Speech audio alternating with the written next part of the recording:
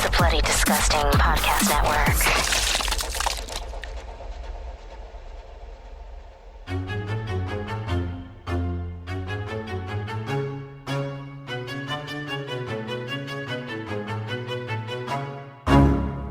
We're gonna carry on and plan the sequel, because let's face it, baby, these days, you gotta have a sequel.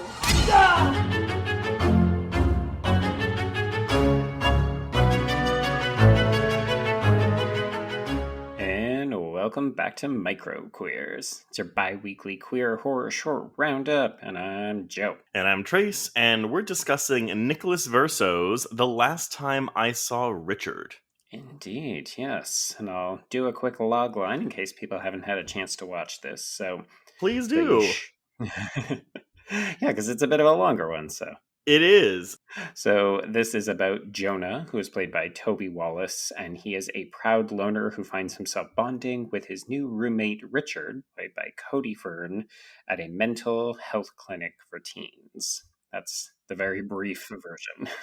I will say that it took me about half of this short's runtime to be like, oh, that's Cody Fern. Because I was like, this kid looks so familiar, but it's a young Cody Fern.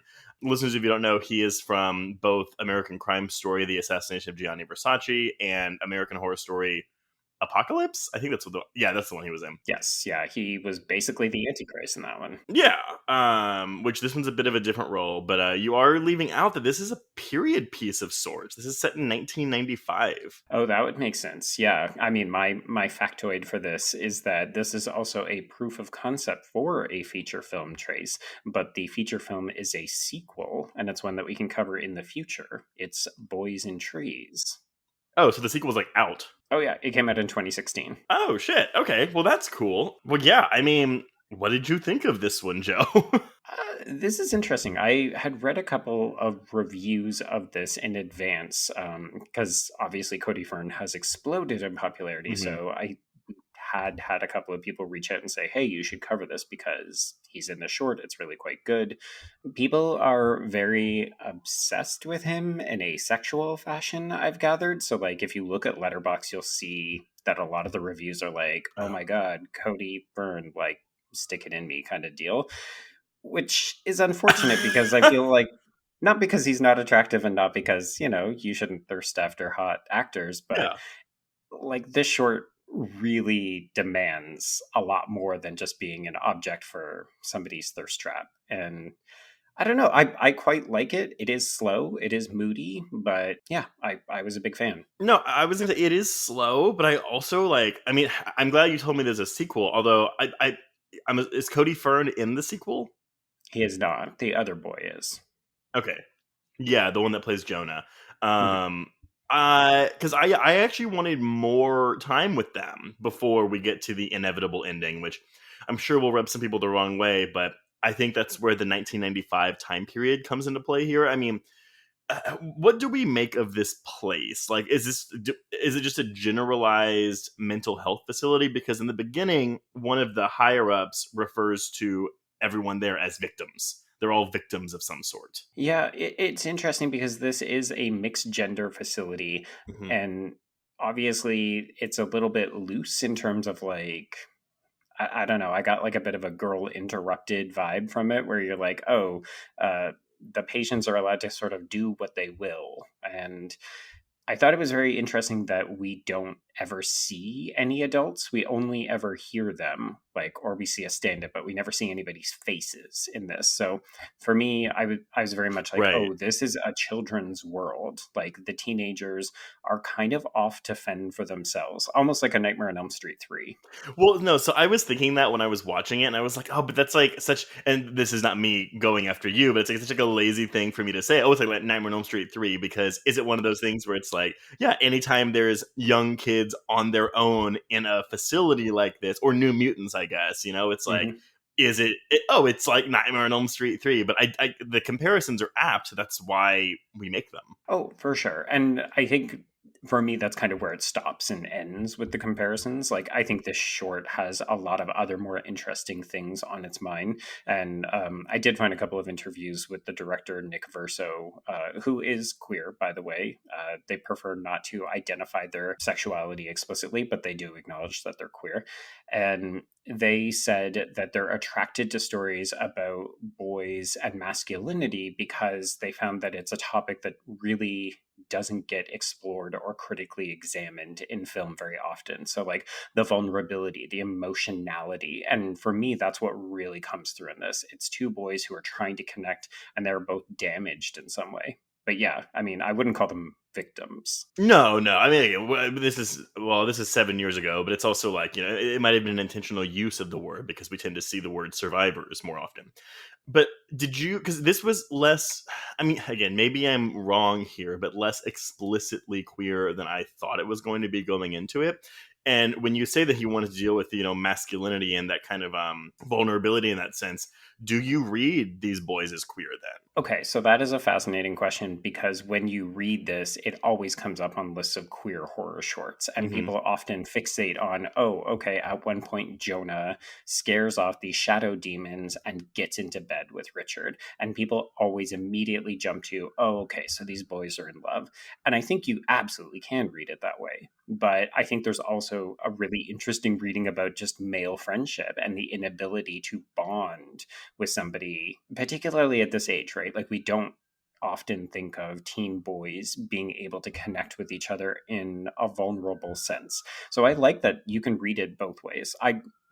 We're queer, so I'm usually like, oh, maybe they're forging some kind of intimacy. I read it as queer, but again, if you're looking at it, it's really more so that the adults, like the woman who walks in on them and goes, "Oop!" It's like she walked in on some like thing that she shouldn't have seen. That's what Right. reads more queer to me than either one of their reactions to it.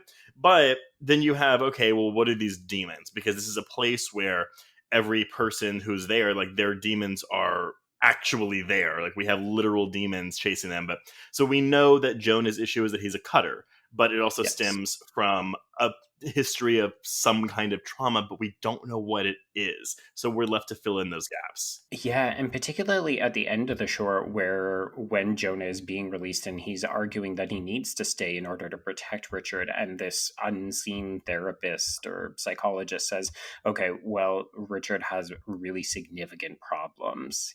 He's going to be here for a while. He's going to be heavily medicated. And you're just thinking, oh, it's a fascinating choice to not even attempt to address what it is that Richard is suffering from. And I think that's why when we get to our question later or soon, like, about, like, do I want to see a full-length feature of this, is because I do. And granted, I don't know if those things would come out in a feature-length film, because the whole idea may be, don't reveal those things because we want the viewer to fill in the gap themselves. But at first I was like, okay, so is this some kind of like conversion place? But it's not, because we have the bit in the beginning with the girl who has an eating disorder, and Jonah is being a real dick, teasing her about it. Yeah, it was one of those things where I was prepared to come into this be like, yeah, this kid's a huge prick, but then it's like, obviously he's that way because of his, like, of the trauma he's experienced in his past. Like, he's acting out on his PTSD basically. So I felt that might be insensitive to come in with that. I mean, I think both can be true. He is absolutely acting like a shithead throughout a large portion of this short. And I think part of that is that it is a defense mechanism. It's his coping strategy.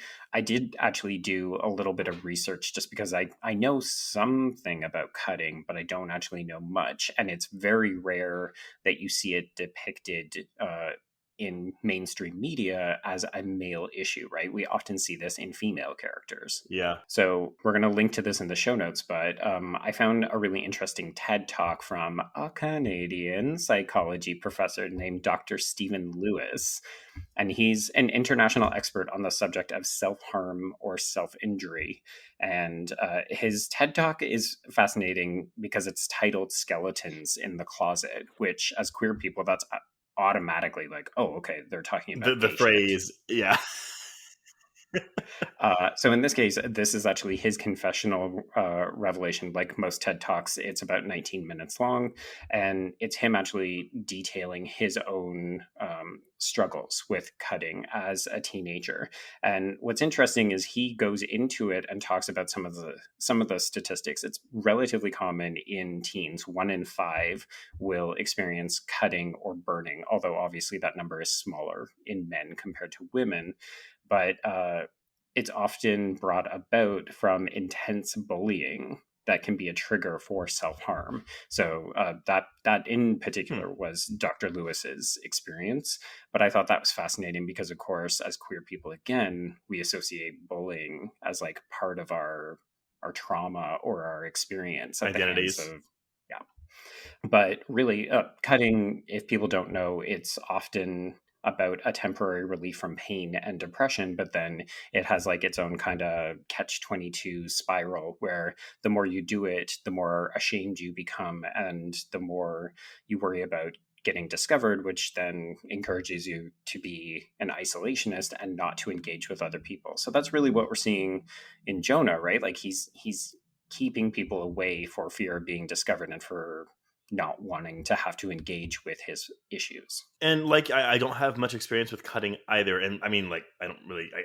I have known people in my past, like specifically like in the middle school era, that have gone through cutting experiences. But the line that he gives in the film, where it's like, you know you're alive when the wind burns, or something like that. It's such a visual way to paint what that feels like what.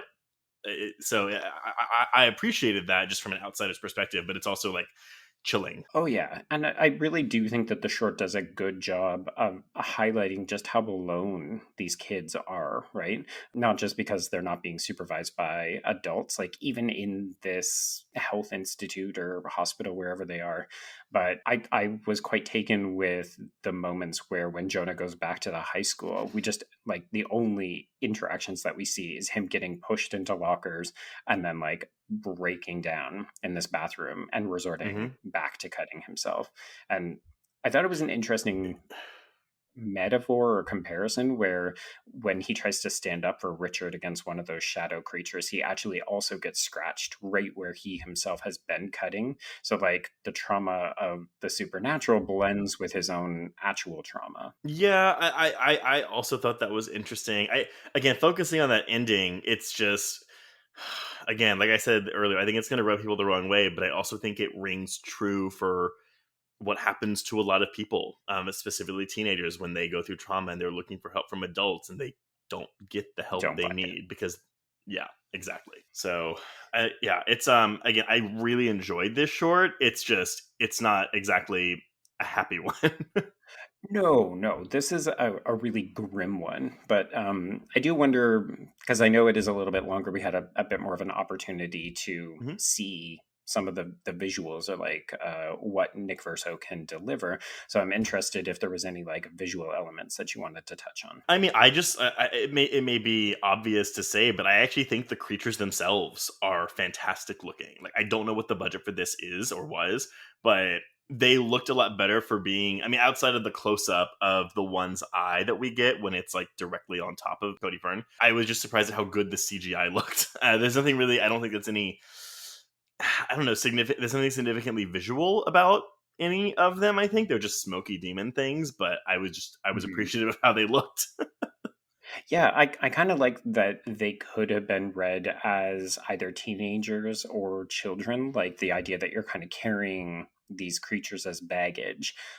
So I think, again, it offers you some potential readings of Richard without being explicit about what he's suffering from. hmm Well, and that's the thing, right? Because like I kept wanting to read him as queer, and those were his demons. Like that's what I'm walking away with. This is like he is gay, and specifically that's why Jonah jumps to the whole like, oh, is this because? And he doesn't get to finish his sentence, but it's like, is this because we were in bed together? Which again goes into Mhm. the whole thing with conversion therapy, where it's like, yeah, but they also put all these queer kids like in rooms together.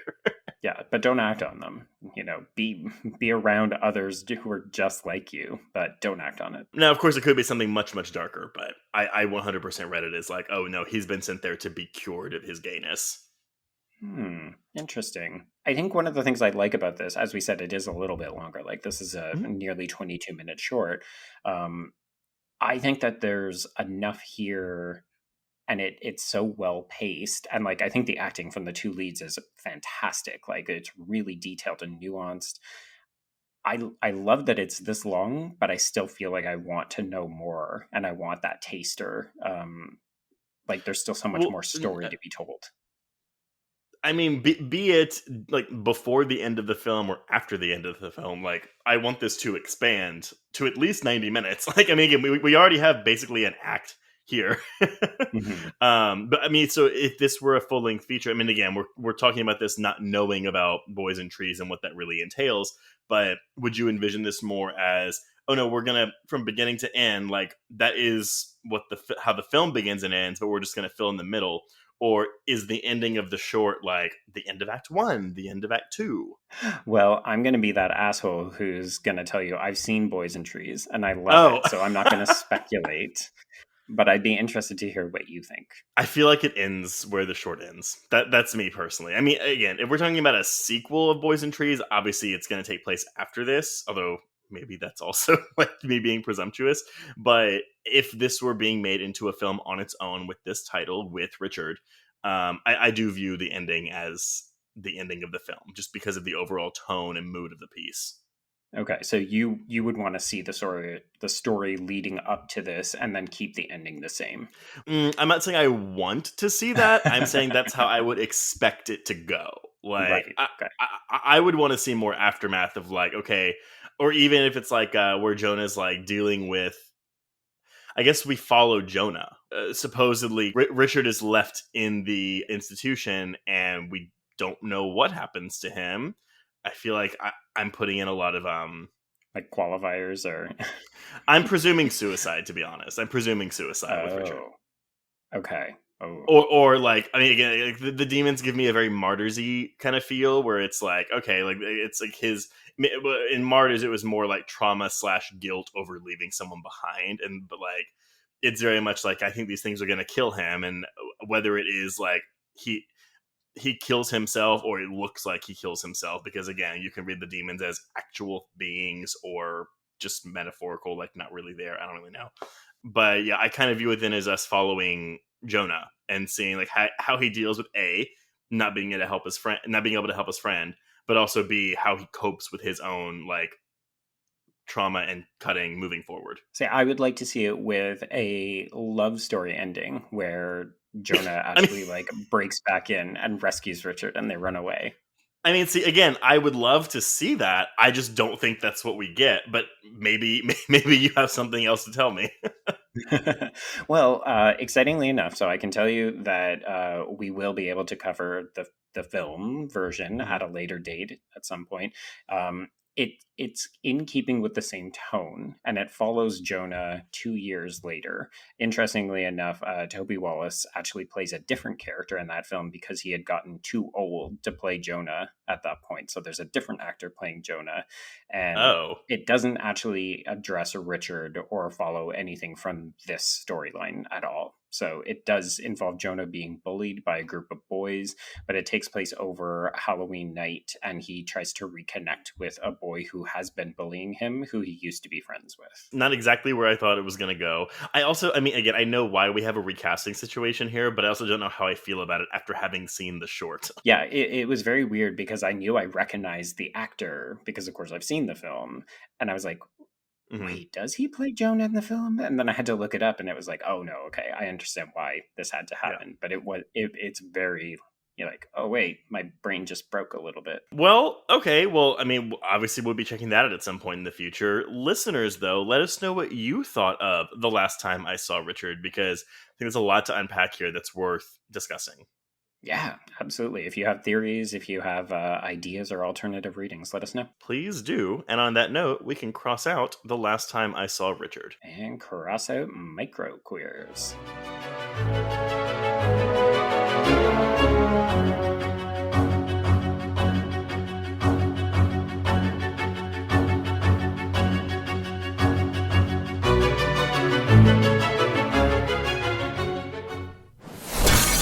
Bloody Disgusting Podcast Network. creepy for disturbing and terrifying creepypastas. SCP Archives, weekly full cast storytelling, horror queers, genre commentary from an LGBTQ perspective, and the Boo Crew for horror-centric interviews. Listen free wherever you stream audio and at bloodydisgusting.com/podcasts. Hello, I'm Shelby Scott, the host of Scare You to Sleep, a podcast where I tell you spooky bedtime stories full of creepy sound effects and music that is soothing yet unsettling to help immerse you into a world of horror. This is a show for those of us who have realized horror can be a strange but relaxing escape from reality. Speaking of escapes, sometimes I lead you through guided nightmares, like a guided meditation, but instead of flowery meadows, I take you on a journey through your own personal nightmare. So come get lost in the terror with me. Listen to Scare You to Sleep wherever you listen to podcasts, or find us online at bloody.fm. Sweet screams.